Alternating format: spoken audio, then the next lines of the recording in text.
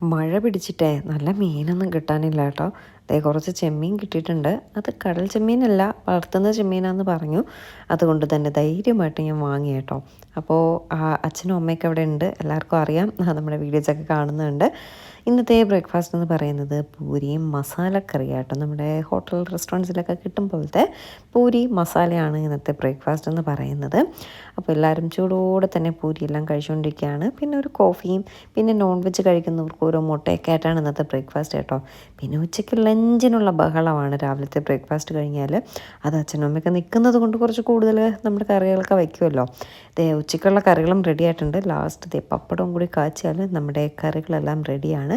പിന്നെ എല്ലാവരും കൂടി ഇരുന്നിട്ട് ഉച്ച ഊണെല്ലാം കഴിച്ചു. പിന്നെ ഒരു കുഞ്ഞുറക്കം, എല്ലാവരും ഉറങ്ങി എണീറ്റു. മഴയൊക്കെ ഇല്ലേ, ഉറങ്ങാനൊക്കെ എന്താ സുഖമെന്നറിയോ.